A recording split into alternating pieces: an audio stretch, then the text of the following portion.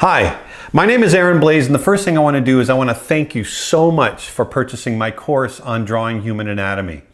Drawing the human form is something that I've been doing for a long time.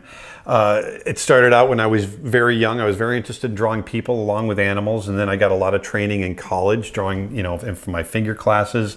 And then I got a ton of training when I went and started working for Walt Disney Feature Animation, where I spent 21 years as an animator. And so there were quite a few human characters that I designed along the way.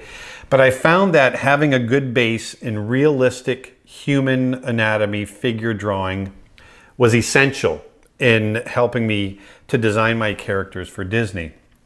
And so I spent a lot of time, as did all my fellow artists, learning the human form. To me, it's kind of an ironic thing. It's interesting that the human form is one of the most difficult things to draw. You can spend an entire lifetime learning to draw it, and yet we are a human form. You can't know something more intimately than the way we know ourselves, and yet they're so incredibly difficult to draw. And so with this course, I wanted to kind of take you through my approach. It's very informal. This by no means is, it's not a medical anatomy course. It's just my approach. It's what I think about. It's the things that I've learned over the years and the way that muscles are attached and how one flows into the other, which brings me to kind of how I want to break this course down. So the first thing that I want to do is I'm going to talk about the skeleton, but I'm only going to talk very briefly, because there's a lot more that sits on top of the skeleton that I actually, quite frankly, I'm more concerned with. But there are a couple of things that the skeleton does that dictates the outside of the body. So I want to talk about that a little bit. But then we're going to just start right at the top and work our way down through the rest of the body. So we're going to get into the head and the head proportions, face proportions. And then we'll break that up into even more detail when we talk about the eyes, noses, the ears, the mouths, things like that. And then we'll kind of pull all that together.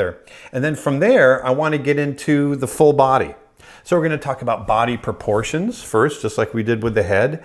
And then we're going to break that down and we're going to get into arms, hands, which are very, very difficult. So I'm going to spend a little bit more time on hands and just talk about, the way they work and the way, foreshortening and all kinds of stuff with them.